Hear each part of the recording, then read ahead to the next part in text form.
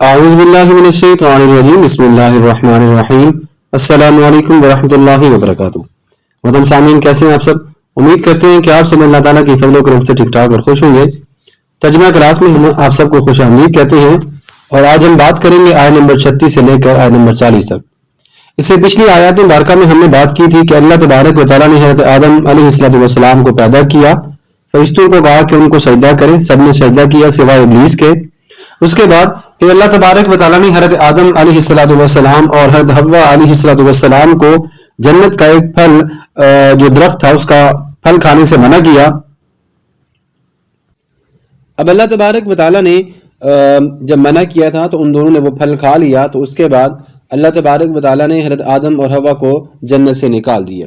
اس کے بعد آگے چلتے ہیں کہ آگے کیا بات ہوئی، اللہ تبارک و تعالیٰ نے آگے کیا ارشاد فرمایا۔ بسم اللہ الرحمن الرحیم۔ فتلقا، پس سیکھ لیے یا سکھا دیے، آدم علیہ السلام نے، من ربہ، اپنے رب سے، کلمات، چند باتیں، چند کلمات، فتاب علیہ، تو اللہ نے ان کی توبہ قبول فرمائی۔ انہو، بے شک وہی، وہ اللہ، یہ اللہ کی طرف جاری ہے، هو التواب الرحیم، وہ بہترین توبہ قبول فرمانے والا ہے اور بہترین رحم فرمانے والا ہے۔ قلنا، جب ہم نے کہا، اہبتو، تم سب اتر جاؤ،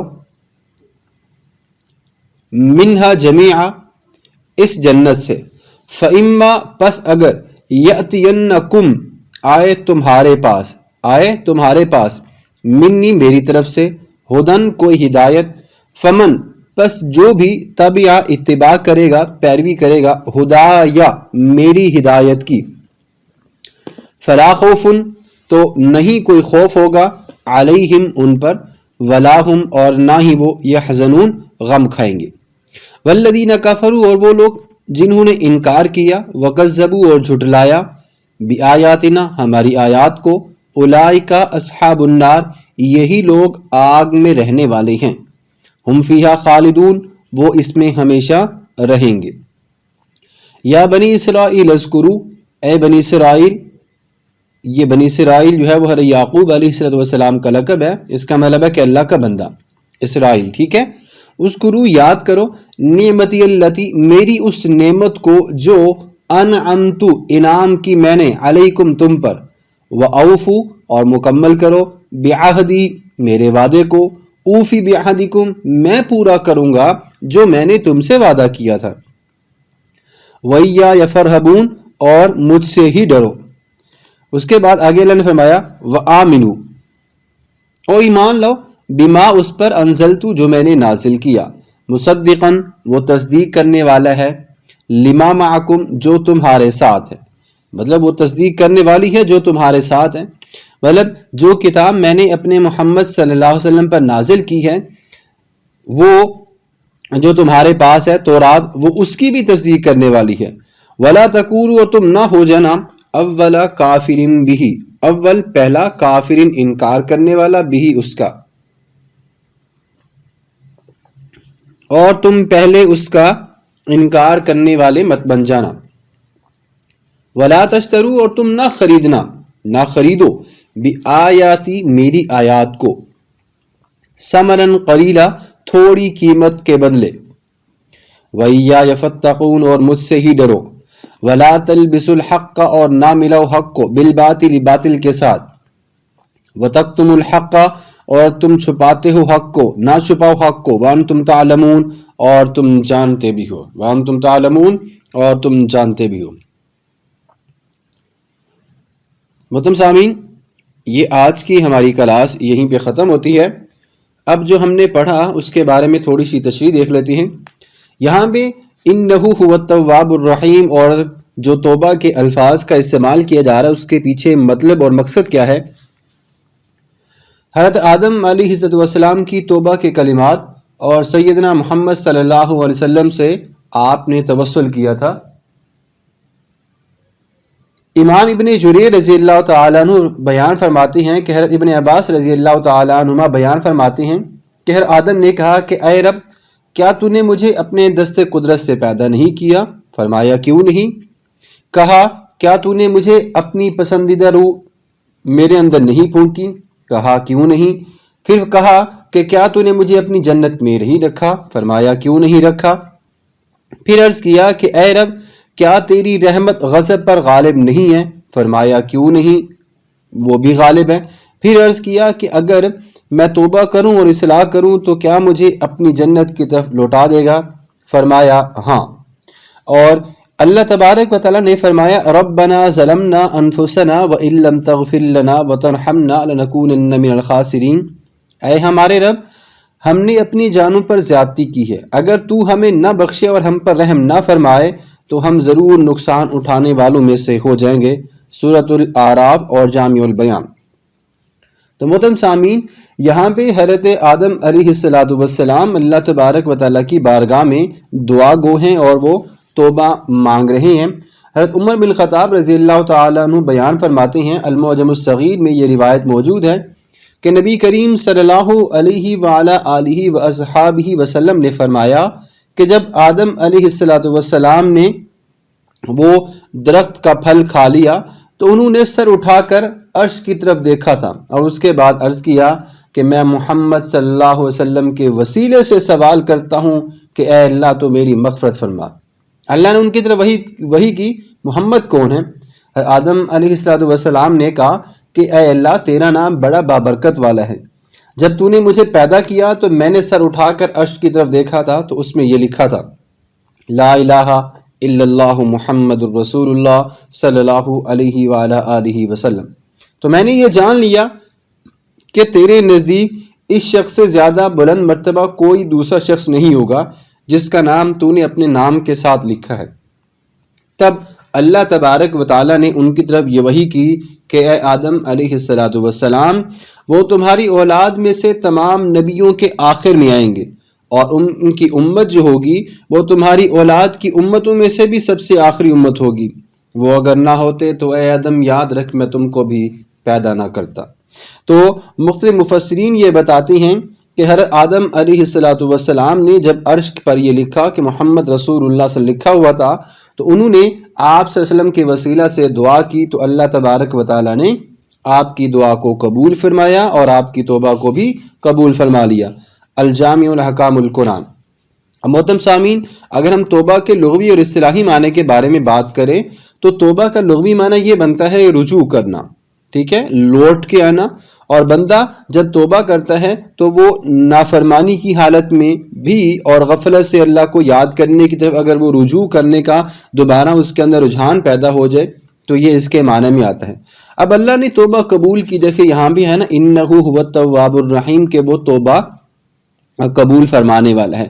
تو اللہ کے توبہ کے قبول کرنے کا معنی یہ ہے کہ دنیا میں بندہ جب گناہ کر لیتا ہے تو اللہ اس کے گناہوں پر پردہ رکھتا ہے، پھر کوئی شخص جو ہے وہ گناہ کرتا رہتا ہے تو اللہ تبارک و تعالیٰ اس کو مہلت دیتا ہے کہ وہ مغفرت کر لے، اور اگر وہ مغفرت کر لیتا ہے، وہ توبہ مانگ لیتا ہے تو اللہ اس کی توبہ کو قبول فرما لیتے ہیں۔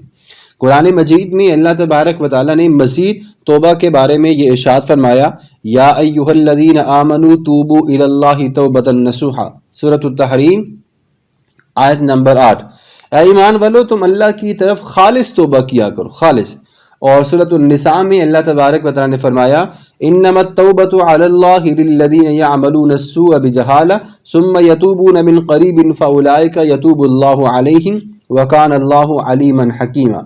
اللہ پر توبہ کا قبول کرنا صرف ان لوگوں کے لیے ہے جو عذاب الہی سے جہالت کی بنا پر گناہ کر بیٹھتے ہیں اور گناہ کرنے کے بعد پھر وہ جلدی سے توبہ کرتے ہیں۔ تو یہ وہ لوگ ہیں کہ جن کی توبہ اللہ تبارک و تعالیٰ قبول فرماتے ہیں، اور اللہ بہت جاننے والا اور بہت حکمت والا ہے۔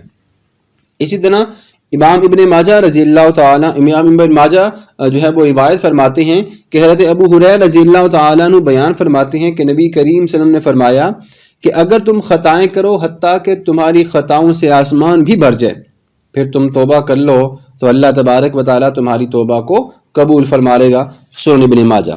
تو محترم سامعین کہ اللہ تبارک و تعالیٰ نے یہاں پہ یہ مثال بیان فرمائی ہے کہ جو انسان توبہ کر لیتا ہے وہ اس شخص کی مانند ہو جاتا ہے کہ جس نے کوئی گناہ نہیں کیا۔ تو توبہ ضرور کرنی چاہیے، اور حدیث مبارکہ میں تو یہ بھی آتا ہے کہ افضل الدعاء الاستغفار، کہ سب سے بہترین جو دعا ہے وہ استغفار مانگنا ہے، وہ اپنے گناہوں پر شرمندہ ہونا ہے اور بار بار توبہ کرے انسان اللہ تبارک و تعالیٰ کے حضور اپنے گناہوں کی معافی مانگتا رہے۔ حضرت ابو بکر صدیق رضی اللہ تعالیٰ عنہ فرماتے ہیں کہ نبی کریم صلی اللہ علیہ وسلم نے فرمایا، جس نے استغفار کیا اور اس نے اصرار نہیں کیا، خواہ وہ ایک دن میں 70 بھی گناہ کر لے تو اس کی توبہ کو قبول کیا جائے گا اور اس کو بخش دیا جائے گا۔ تو محترم سامعین، اللہ تبارک و تعالیٰ نے یہاں پہ جتنے بھی احکامات توبہ کے حوالے سے بیان فرمائے ہیں وہ ہم نے آپ سب کے سامنے رکھے۔ امید کرتے ہیں کہ آپ کو یہ احکامات پسند آگے ہوں گے۔ اس کے بعد اللہ تبارک و تعالیٰ نے جو آگے ارشاد فرمایا ہے کہ تم جنت میں نکلنے کے بعد جب تم دنیا میں جاؤ اور میری طرف سے اگر کوئی ہدایت آئے تمہارے پاس تو اس ہدایت کی پیروی کرنا، کیونکہ اگر تم اس ہدایت کی پیروی کرو گے تو پھر تم پر کوئی غم نہیں ہوگا اور نہ ہی تمہارے اوپر کوئی خوف ہوگا۔ اور یہ بھی فرما دیا کہ جو لوگ انکار کریں گے، میری آیات کو جھٹلائیں گے، میری آیات کو مانیں گے نہیں، تو ایسے لوگوں کے بارے میں اللہ نے فرمایا کہ ایسے لوگوں کو میں آگ میں رکھوں گا۔ پھر اس کے بعد جو اگلی 2 آیات مبارکہ ہیں، یا بنی اسرائیل اذکروا نعمتی التی انعمت علیکم واوفوا بعہدی اوف بعہدکم وایای فارہبون۔ اب اس میں جو ہے وہ اللہ تبارک و تعالیٰ نے بنو اسرائیل پر اللہ کی جو نعمتیں تھیں ان کو یاد دلانے کی وجہ اللہ نے بتائی۔ اسرائیل ویسے عبرانی زبان کا لفظ ہے اور اس کا معنی ہوتا ہے اللہ کا برگزیدہ بندہ، اور یہ حضرت یعقوب بن اسحاق بن ابراہیم خلیل اللہ کا لقب ہے۔ اللہ نے قرآن میں فرمایا وَإِن تَعُدُّوا نِعْمَتَ اللَّهِ لَا تُحْصُوهَا، میری تم نعمتوں کو گنو تو صحیح، تم شمار نہیں کر پاؤ گے۔ سورہ ابراہیم۔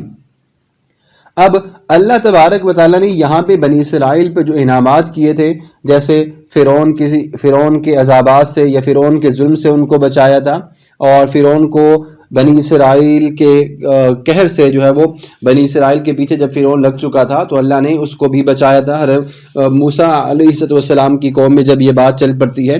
تو اسی طرح اللہ تبارک و تعالیٰ نے انہیں من و سلوہ دیا، آگے جا کے ہم یہ بھی پڑھیں گے۔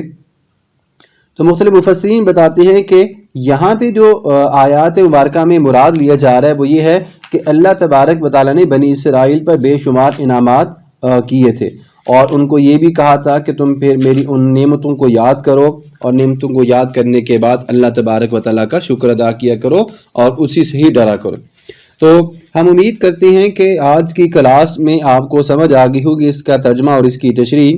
تو آخر میں ہم یہی دعا کریں گے کہ اس کلام مجید کا اور ان آیات مبارکہ کا ثواب ہم حضور نبی کریم صلی اللہ علیہ وعلی آلہ وسلم کے وسیلہ جلیلہ سے اپنی مرحوم والدہ کی دعائے مغفرت اور دعائے ایصال ثواب کے لیے پیش کرتے ہیں۔ اللہ میری والدہ کی مغفرت فرمائے، ان کے درجات کو بلند فرمائے، انہیں جنت الفردوس میں اعلیٰ مقام عطا فرمائے، اور یہ جو کلام پاک ہم پڑھ رہے ہیں اور جتنے بھی لوگ اس کلام پاک کو سنیں گے انشاءاللہ ان تمام کلام مجید کا ثواب جو ہے وہ ہم اپنی والدہ کی خدمت میں ایصال ثواب کریں گے۔ اللہ قبول فرمائے، آمین۔ وما علینا الا البلاغ المبین۔